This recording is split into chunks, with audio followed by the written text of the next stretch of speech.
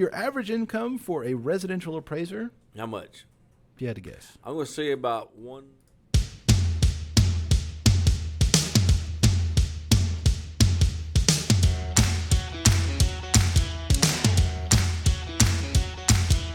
Welcome to the closing table with the Money Guys, Sidney Young and Jared Parrish. This episode is being brought to you by Allura Financial, AlluraFinancial.com, your source for real estate investment funding. Now, presenting the Money Guys. Welcome to the closing table. My name's Sidney Young. And Jerry Parrish. We're the Money Guys, and we got Yo your money. money. It is January the 5th, 2021. We made it. 2021. It's even weird to say. Isn't it? 2021. New Year's Eve. Dude, what was New Year's Eve like? I called you at midnight, you know. Yeah, you did. I wasn't myself. Nope.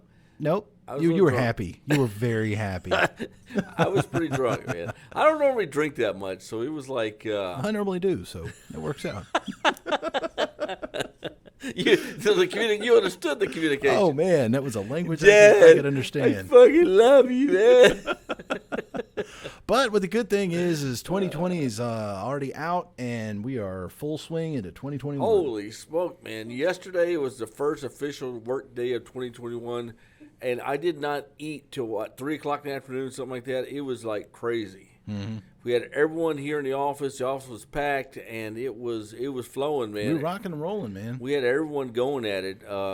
But, you know, it felt good to get back in the swing of things, man. So I'm enjoying it. I really am. Mm-hmm.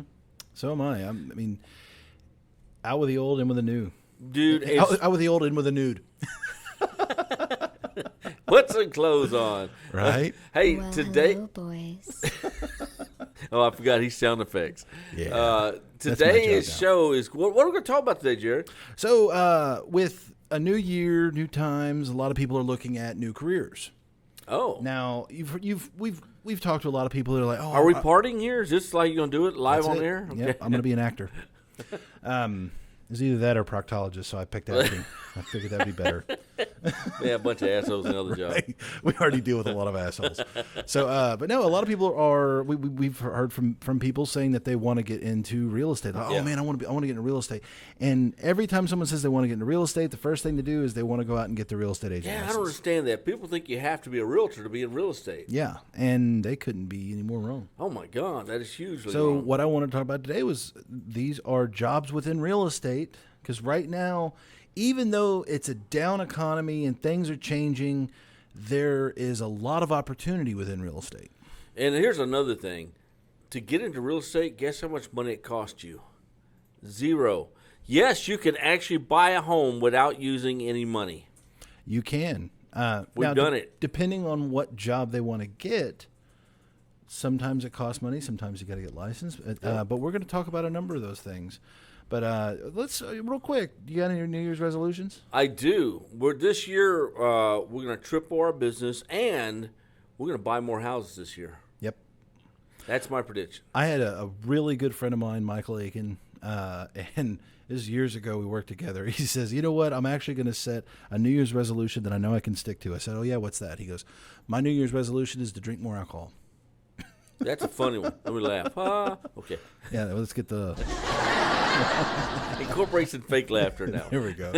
Yeah. So you want to kick off the segment? I do. So today is non-real estate agents, real estate professions. Non-real estate agent, real estate profession. How you like that? I like Say that. that 5 There's times I can't do it, even sober. But there's a lot of categories for that. There are. And the first one is kind of what you had just mentioned as far as no money. Yeah. So if you had to guess, what job is that going to be? That's going to be a wholesaler. It's going to be, I just put it under the group of real estate investor. Bingo, real estate investor. So how do you buy real estate without any money, Jared? you wholesale, You wholesale. How do you wholesale, Jared? you pray. No, I get one. So I was kidding. How do you wholesale, Jared? Jared's up for wholesale? Okay. yep, you sell me in bulk because I come in bulk. So with wholesaling, you find a property, a distressed property someone wants to sell.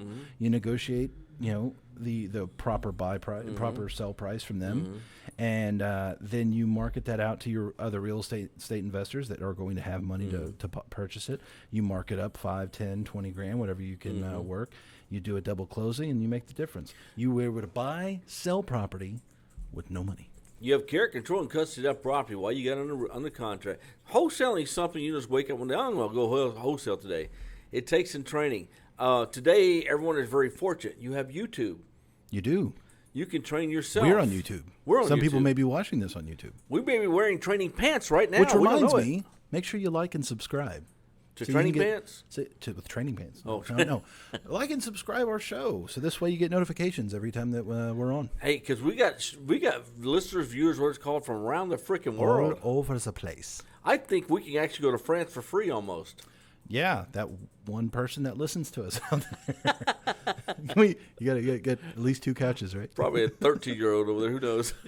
You never know. But the cool thing about being a real estate investor, there's no license needed. No license needed. You work for yourself. And realistically, it's an unlimited income potential. But, I mean, let's be realistic. You're not going to become a millionaire your first year. It takes some time.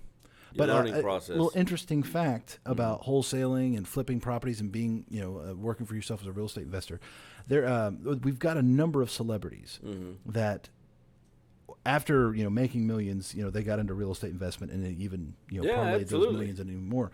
But there's one celebrity, at least one that comes to mind, that's how he made his first big money. Oh. Before he became an actor. Who's that? And before he became governor of California. Oh, Arnold? Yeah, Arnold. I'll be back. When he was in the bodybuilding circuit early in the 70s, he was also he worked as a construction worker. It was China. Yeah. So he would win a bodybuilding competition, win a few $1,000s. He would take that and then buy a property, flip it. And that's how he basically flipped his way up to where he flipped an office building in downtown LA. He's pretty strong. He could do that. He could just flip it right up on top of its head. But I did look up national averages for all of these jobs that we're going to be talking about today. Yeah. And for a real estate investor, the national average for real estate investors, now this is real estate investors that really kind of work on their own, $75,000 to $125,000 a year. That's pretty. Here's what I like about the wholesaler / investor. Let's compare it to a 9-to-5 job. Yep. If you had a 9-to-5 job, you brought in $1,000 a week, okay, $4,000 a month. I mean, in 1 month's time, you find a deal, you can make $20,000 a month for that one deal. Now, maybe it take you another 2 months before you do another one, so maybe you'll make that 60. That matches about $120 a year. So I mean, between 75 and 125, and a lot of that's going to be fix and flips because your average fix and flip profit should be around the $20,000 range. Yep. And depending on how many flips you've got going at one time, you just start building that up. Yep. But I thought that was pretty interesting. And man, you wake up. When you wake up, you go to bed. You want to go to bed. You work for yourself. You work for yourself. You're gonna be stressed. I mean, that's what I was gonna say. I mean, there's 2 sides of that coin. Yeah, you've got all the freedom in the world, but you're also tied to your job because that's man. You got to get that everything's property on your under shoulders, contract, and you don't have it forever. It has a limitation. You got to get it sold before as the device squeezes down your head. So moving on, the next one on the list, this will require some licensing. But a residential appraiser. Oh, the appraiser. So right now, because interest rates for residential home loans are the lowest in history, everybody is – actually, we've got 2 sides to this. Everybody and their brother is refinancing their homes, but also we've got a lot of people from California, New York, other places that are moving to more red states, if we could say. We've got Tennessee, Texas, Florida, the Carolinas. They're leaving New York, they're leaving California, and they're moving there. I was listening to a report the other day about, I believe it was in South Carolina and in Florida, that there are so many homes that are being bought sight unseen.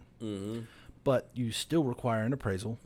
And right now, if there was ever a time for you, if you ever thought about becoming an appraiser, this is the time because this could either be working for a private company or governments. Appraisers right now pick and choose. They are swamped. We're very fortunate because at Allure Financial, we call in favors. So we got and every deal we send them, we got to have this by Friday. Yeah, and we're very fortunate. We get people that do that. Sometimes they come through, and sometimes they don't. Sometimes they don't. Yeah. But your average income for a residential appraiser? How much? you had to guess? I'm going to say about 150. A little off, about $50,000 to $60,000 on average. That's it? Now, this is a salary, so this is working for someone. Now, if you're a freelance appraiser, if you're just doing your own, you're making between $500 to $600 per appraisal. So you really can, as many appraisals as you can get in. Yeah, you'll probably make around that $100,000 to $150,000 mark. It's true work for somebody. If you're an right? appraiser, get out there, man. No joke. Another job out there is going to be a property manager. Such as apartment manager? Property manager, maybe someone who has a portfolio of rental properties. Oh, okay. So what you're doing there is you're really just taking over the role of the owner as far as making sure the rent is collected, everything's kept up, if there's any repairs needed, things like that. You can get licensed to be a property manager, but it's not required in most positions.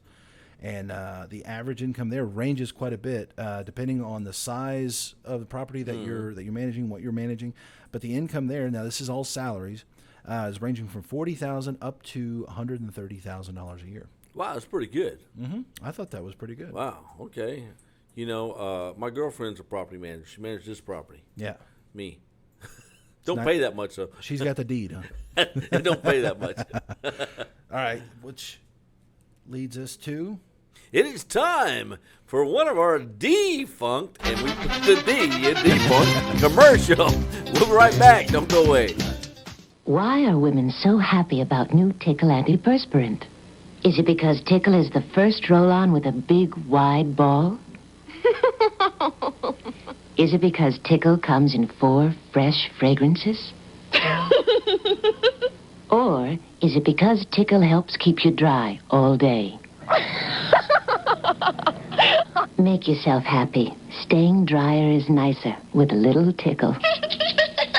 We're back. Man, that was a defunct commercial, wasn't it? Didn't it give you a little tickle? See, it did. Yeah, right? Just tickle. That's just how it works. Tickled the you know what out of you. No, but I think the subject today, I think this is pretty good because I think there's a lot of people that have been out of work and that they're trying to find, new employment. And if you've wanted to get into real estate, but, man, becoming a real estate agent's tough. Man, it's so competitive. It's extremely competitive. But now there's these schools that teach real estate people. They make a lot of money by taking your money to make you a licensed realtor. And they're going to tell you your life's going to change. Yeah. Now, if you're a hustler, when I say hustler, I ain't talking 6 or 7 hours a day and go take care of the kids. I'm talking 8 to 10 hours a day, 6 days a week. For the first year you're willing to do that, you might actually do something in real estate. Now I'm going to get to some real estate agent statistics at the end of the show, so you do have to listen to the show in order to get that little nugget of information, because I think everyone should really know what they're getting into when they become a real estate agent. But next on the list, one that we particularly like that a lot of people hate. Whoa.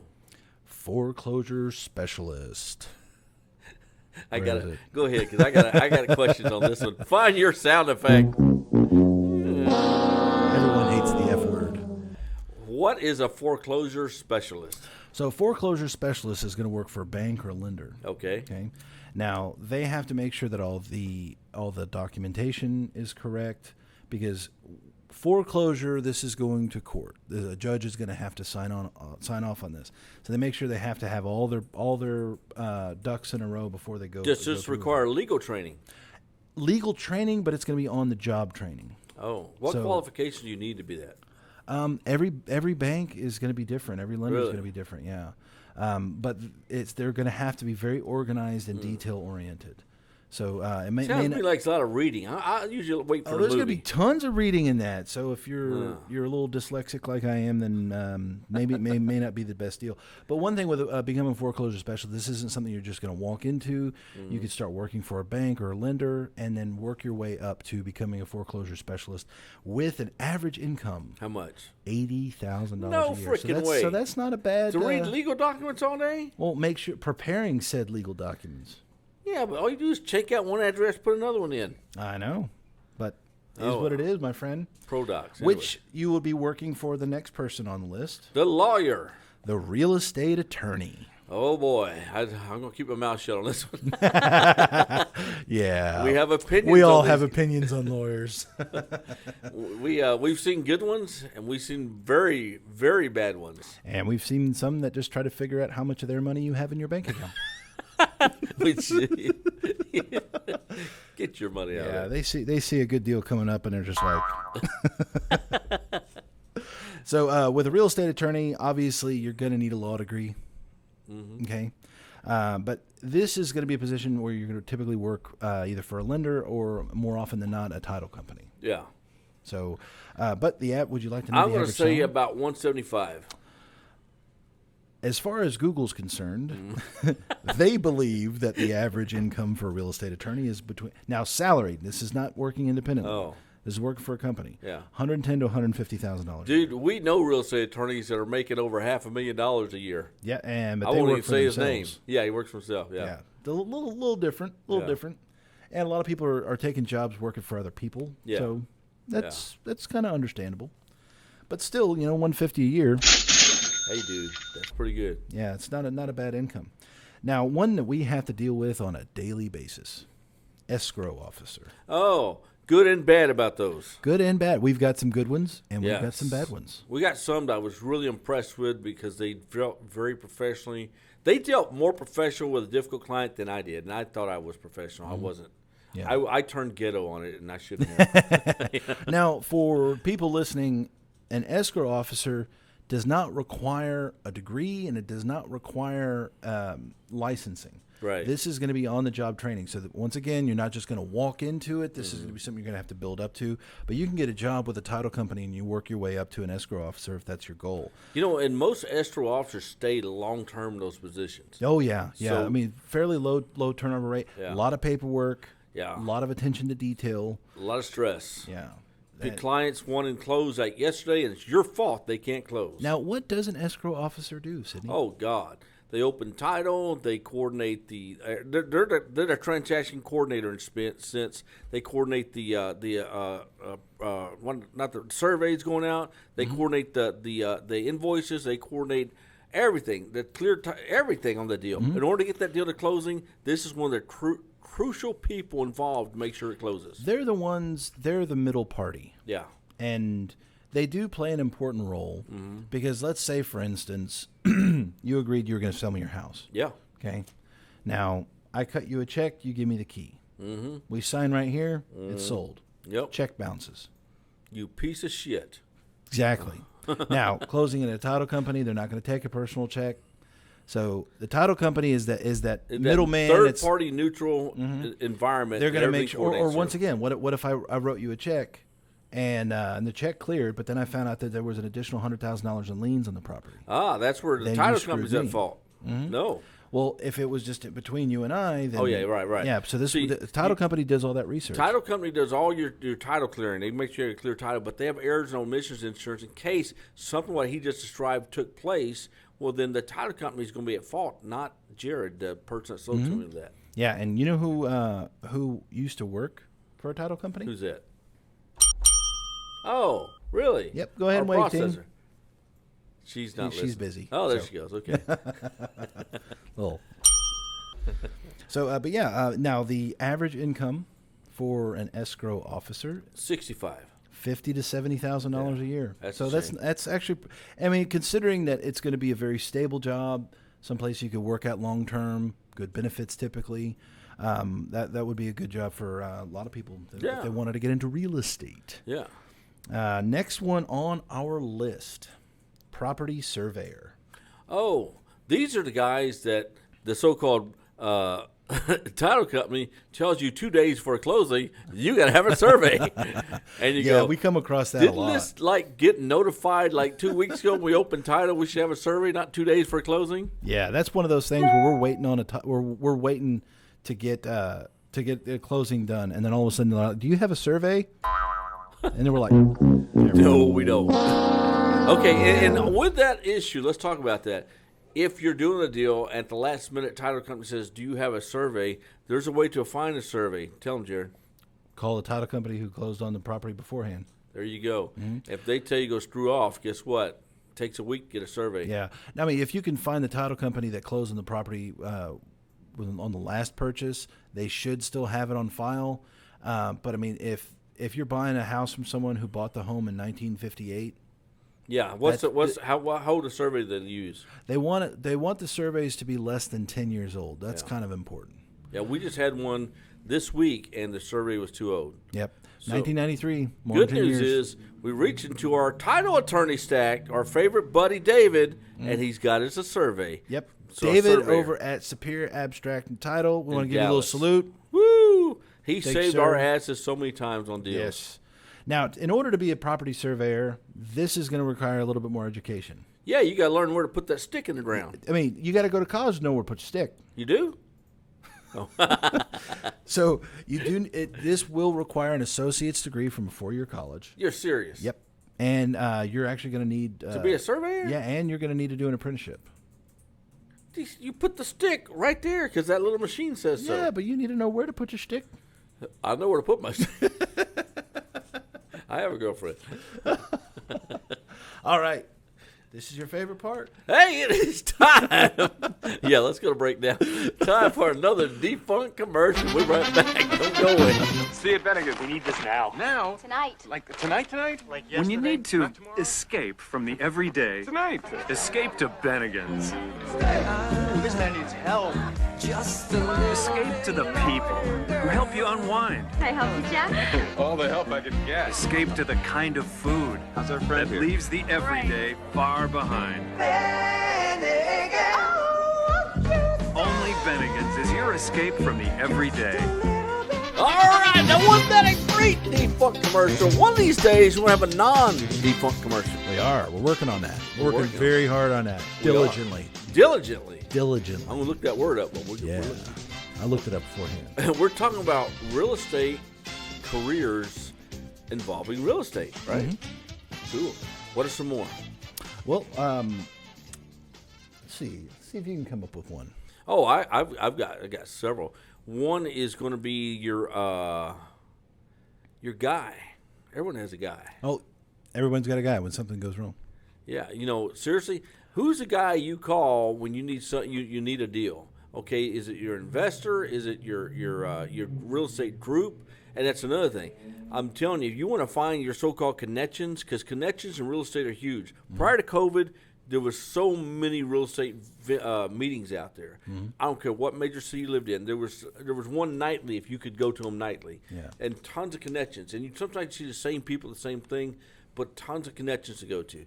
Well, Gotta have one of my favorite professions in real estate that's non-real estate agent related, what's that? loan officer. Oh, the loan officer. Now, I do have some interesting information about being a loan officer since we've, Kinda kind of done that for a while.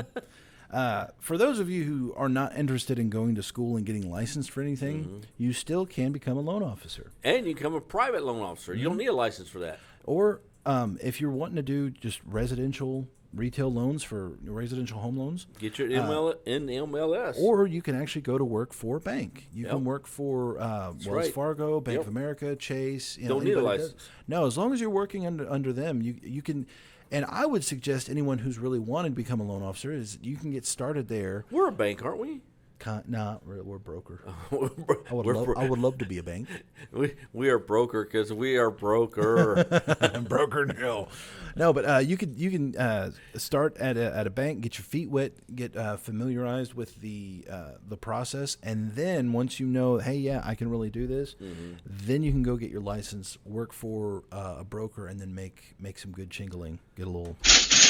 You see, I guess in order to be a bank, you can't joint venture with hedge funds like we do. You have to actually own No, the because hedge fund. you're going to be exclusively doing, like, for instance, you go to work for Chase and you're a loan officer for Chase. Yeah. You're only doing Chase lending deals. Chase deals. Yeah.